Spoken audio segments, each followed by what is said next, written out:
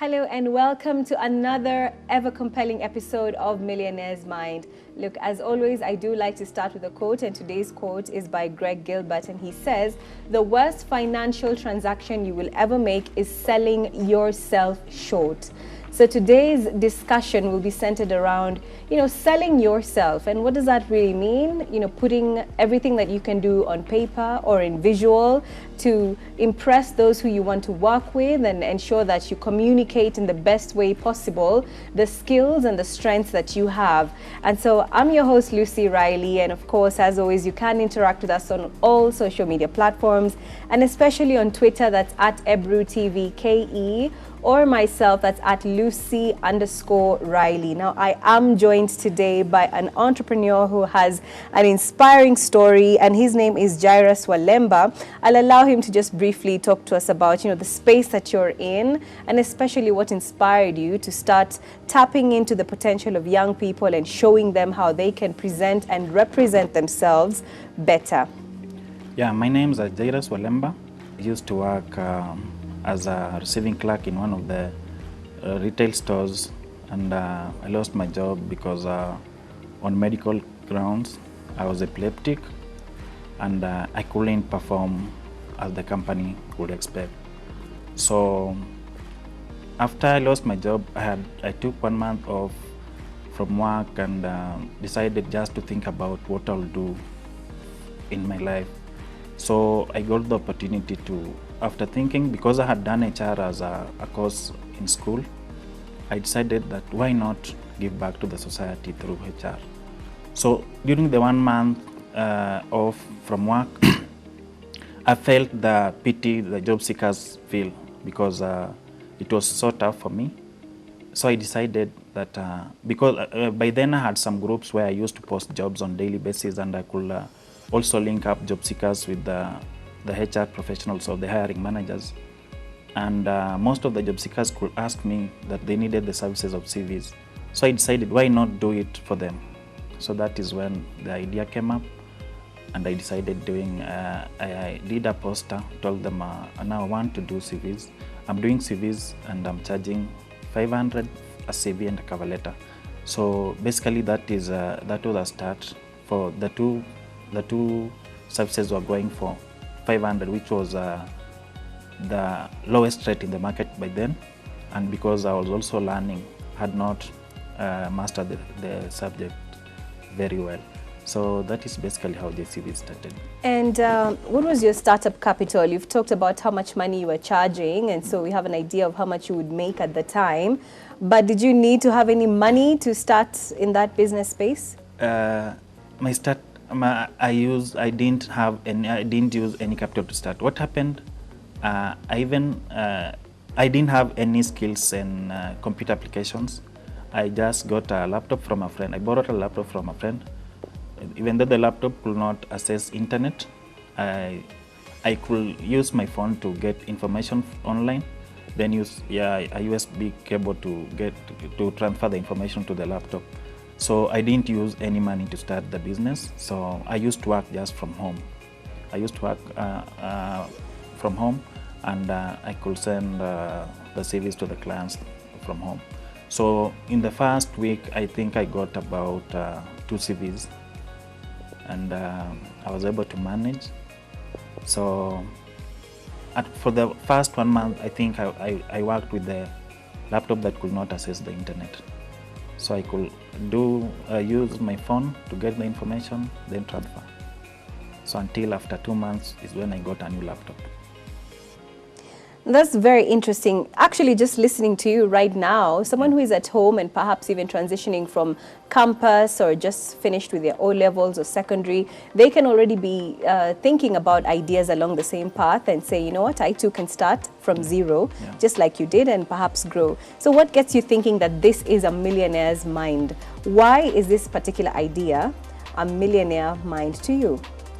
Yeah, sure. This is a millionaire's mind because since I started, when I started this, I didn't know that it could sustain me in Nairobi to manage to pay bills and make me live comfortably. I wasn't very sure, because When I started, I really wanted, should I go back to employment? But then I tried going back to employment at one point, but I was rejected because I had a convulsion. Still, the epileptic episode happened. So I was rejected again. So this gave me now more energy to focus on my business. So I used now, I strategized on my marketing skills, which was basically centered on Facebook, social media platforms basically. And because I had platforms on WhatsApp, I decided to use that also to my best.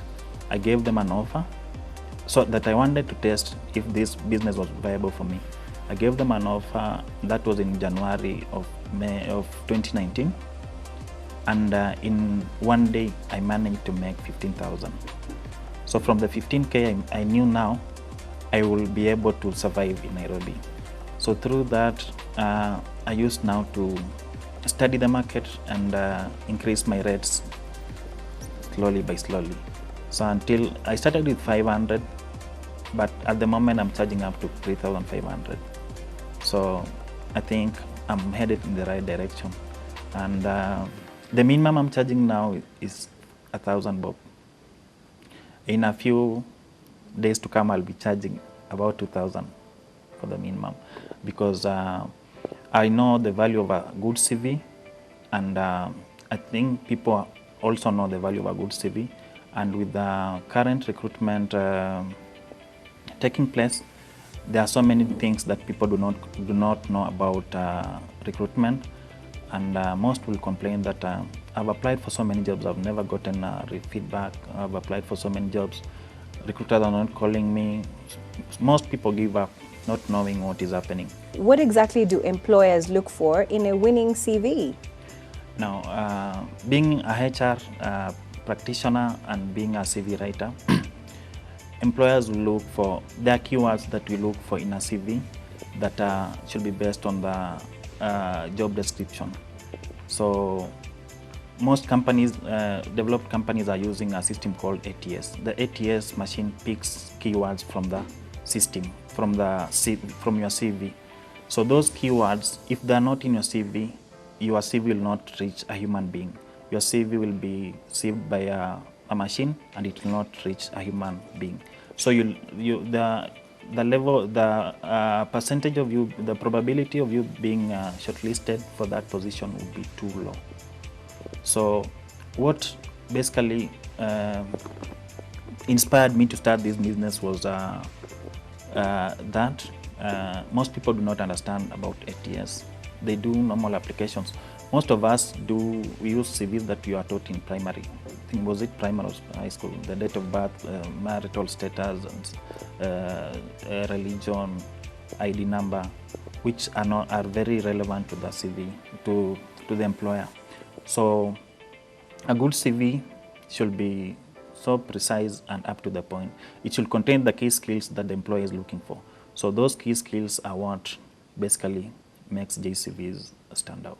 You've talked about the system that regulates and just generally checks for certain words, maybe 3 or 4 key words that you can just throw out there to let your audience know that these are some of the words that, if you put them in your CV, they might actually give you a better chance. Now, this will basically depend on your position. If you are going, let's say for a customer service position, if you have keywords like, on the key skills, you should have keywords like complaint handling, problem solving. You should have keywords like communication skills, customer service, phone etiquette. So those are the keywords that are expected to be checked from by the system for a customer service position. Assuming it's a HR officer position, you should have keywords like recruitment, selection, training and development, things to do with performance management, employee relations, staff welfare. So every position has its specific keywords, and these keywords are mostly picked from the JD. So if a position is advertised, you have to go through the JD, and most of the time we advise that you have to customize your CV to fit that JD for a specific job. Unless you are in one role, let's say you are in HR, you are only applying for HR roles, you can use the same CV. But if you are in sales, you studied HR, you are in sales, you worked also in customer service, you have also ways to customize the CV to fit the job. All right, we are in very different and unique times right now with the COVID-19 pandemic affecting many businesses, and employers generally are even cutting back on employment opportunities and their staff generally. So why should someone be considering polishing their CV? Is it important, and more or less now opting for the services of a person who can potentially get them that employment? Now, what is happening now? Employers, most people have been laid off. The job market is we have so many people who are jobless, and what is happening is that most people have been laid off. Let's say someone was being paid 100,000. Employers are replacing them with people who can earn 30,000. So still the CV service is still critical at this point. Employers are still employing, but now the problem now is the salary. So if you accept pay cuts, then definitely you need our services. All right, then. You have talked about a system, but now has the way changed generally in how CVs or an individual sells themselves? I mean, other than just writing on a piece of paper, for example, would you say that things are a bit more digital, maybe visual, perhaps even audio related? I mean, and also does it depend on the type of job you're going for? How different has, presenting and selling yourself changed over time? Now, when it comes to CVs and job seeking, basically a CV is just one part of the marketing strategy. The other thing that you need to do is you be keen with work on your social media platforms. Specifically, like for me, I will advise someone who is looking for a job to be so intentional on LinkedIn. LinkedIn is very much, what can I say? LinkedIn is very much, it's more influencing when it comes to job search. Social media platforms are very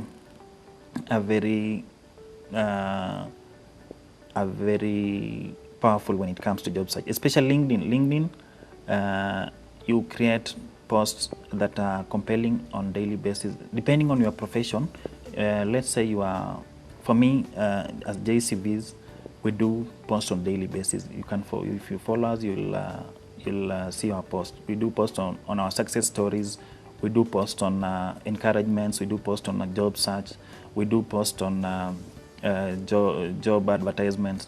So it's something that as much as you have a good CV, make sure your presence on social media platform is compelling, and not just LinkedIn. You can also work on your Facebook pages. Facebook. You can also work on Instagram. You can also work on Twitter. But make sure you are doing something that will sell you, because nowadays employers are looking at, when they are doing reference checks, they are looking at our social media platforms, and social media platforms will either sell you or spoil your job search. I really like what you're saying on nowadays, employers are actually going to your social media platform to get to know the kind of person that you are. Yeah. And something just came to mind that somebody whom I had known was speaking negatively about a company perhaps they were working for, and yet they are someone who is perhaps seeking to work somewhere else. So does that even hinder your chances, of course? Yeah, when sure. They hinder your chances. You don't have to badmouth your former employer. In any case, you have to talk about the positive side of your former employer, because automatically, if I'm going to be a current employer, at some point I'll be a former employer, or you might leave. Right. So meaning the same thing you are doing to us, you'll do it. You are doing to another company, you'll do the same to us. Right. So you have to be so keen with that. Right. Yeah. And so people have to be aware. So then how do you raise your value or your perceived value for your next employer? Because they have to really believe that you are truly bringing in value to the place that you're going to be working.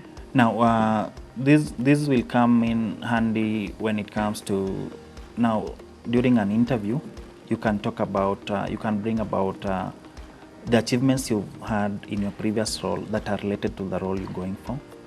And basically, if this it will also be dependent on your role.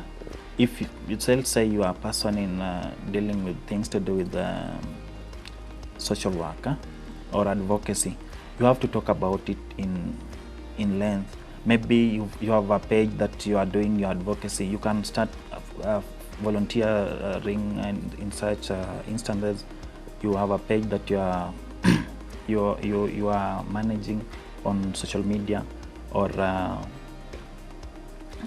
you talk about achievement that have helped a company save costs or save money, right, or time. I like that, because sometimes you don't have the experience, especially for young people. Yeah. And so you've talked about something very important, that's volunteering, or Yeah. doing something on social media. Yeah. There's this one dreaded question that comes up every single time people go for interviews, and perhaps you can guide people on how they can answer that question, which is, what are your expectations from us? You know, your employer is asking you, the potential employee, what your expectations are, even in terms of salary. Some people don't know how to answer that question. What should they say? And now that is a tough question, especially to job seekers. So when you are invited for an interview in an organization, you have to do enough research about the organization, what they are paying, and sometimes most employers will not disclose the information about the salary. You'll find out other adverts requesting you as a job seeker to disclose the salary you need, you expect to get from them. So as an individual, you have to consider yourself. Are you working? That is one question you should ask yourself. Am I working? If you are working, should I leave my job for this job? If I'm to leave, I'm getting 30,000. Should I leave for the same 30,000, or I should leave for something much higher? If I'm not working, I need experience. Should I leave? Should I join this company? They are paying little though, or I can ask for little money to gain experience. Another thing will be, you need to consider, is my current job a good, is the environment good? You know, there are jobs that people are in bad environments, and they really need just change. Wanataka tu watoke pale, they get somewhere else where they can be comfortable. They'll not consider the salary. So those are the questions that someone must consider before moving. And another one that is affecting so many people is, you've done HR at school, you've been working in customer service, or you've been working as a salesperson.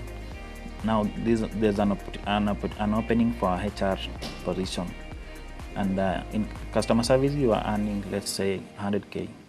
The HR position, maybe you just need to get into HR. They are paying you 30K. So you have to consider so many things. But expectations in terms of salary will always come, will always be considered in that line. I'm earning 100K now. I cannot move. You know, now as an individual you have your value. You umesema kwamba mimi siwezi toka hapa kama sitapata 30% on top of what I'm earning. No. So that is what makes you move. So if the company, kama una experience, you can ask for something that can help you manage your bills and maybe get something small to save. That's very important, because a lot of young people are transitioning, and perhaps they have the high hopes of getting 6 figures and above, even when they really don't have experience or enough exposure. And so that's a very key topic that, of course, needs to be exhausted. But unfortunately, our time is running out. Perhaps the final question in less than 2 minutes, if you can answer. How often should one be following up once they have perhaps already sent in their CVs? You know, should it be after 2 weeks, 3 weeks, or if they never call you back, then you should give up as well and not follow up? In terms of job applications, so if you send a job application and you don't have to follow the employer, you only have to follow the employer after the interview. If you don't have to follow the employer after you send an application, the only thing you need to follow up is after the interview. That's when you are told, like, we'll get back to you in 2 weeks, we'll get back to you in 1 week. So after the 1 week elapses, you can make a follow-up. Excellent. And then finally, 30 seconds, what is a major challenge you have faced in this business where, you know, you are helping other people to, you know, sell themselves on a piece of paper or whatever method, and you have to get the customer because it is a business that you're running. So what is a major challenge? Maybe two major challenges, and how have you overcome them? Basically, at some point I had someone copy my poster. They edited my poster and changed the details on the poster, the email address and the number. Then it was reported by a client who asked me if I have someone else working on my behalf. Then another challenge is most people still do not understand the importance of a good CV. So that still needs to be addressed, Kabisa. Okay. Yeah.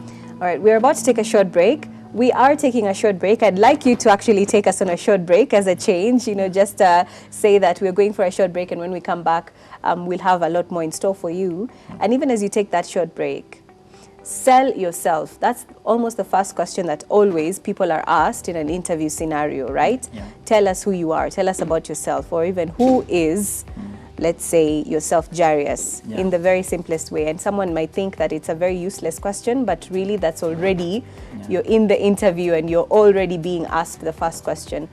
Is there a specific way to answer that question? Yeah, we have a specific way to answer the same question. And how would that be? My name is Ajay Walemba. I'm a CV specialist working for JCVs. As a CV specialist, I'm involved in ensuring that clients' work is done on time and delivered on time, ensuring understanding the client needs and the job requirements, and basing them on the current recruitment standards. And then I'm a team player. I'm self-driven, and ensure a client comes first. Fantastic, short and sweet. Now, please do take us on a break. That right there is your camera. We're taking a break and we'll be right back. We are taking a break and we'll be right back. There's more in store for you. Welcome back. Now it's time for another exciting segment, which is Quickfire. And our guest, that's Jarius Walemba, will be answering a couple of questions in the shortest time possible. Do you promise me to have fun with this? Yeah, sure. Perfect. So let's go. What is white and black but red all over? Book. Oh, you're really close. The correct answer is newspaper. Yeah. Oh, well done then. But still, that's not the right answer. Next question. What becomes wetter the more it dries? Any idea? 3, 2, 1. Towel. Oh, well done. Congratulations. Clapping our hands. Well done. The correct answer is towel. Next question. What goes up and down but never moves? Stairs. Oh, well done. Well done. Did you have leakage? No. All right. Next question. Which nail does a carpenter try to miss? The Yes, that's the right answer. But what is it called? Fingernail. Oh, well done. Final question. How many animals did Moses take into the ark? 2. Oh, incorrect. None, because it was Noah who built and loaded the ark. How was the experience for you? It was amazing. Yeah? Yeah, I appreciate the opportunity. Fantastic. Thank you so much for joining us. And of course, thank you, my dearest viewer, for joining us and watching throughout the entire episode. Of course, my guest has been Jarius Walemba, and I've been your host, Lucy Riley. Until next week, same time, same place, 7:30 to 8 p.m. every Tuesday night. You can catch this show on YouTube. That's at Ebru TV KE. And until next time, have yourself a beautiful night.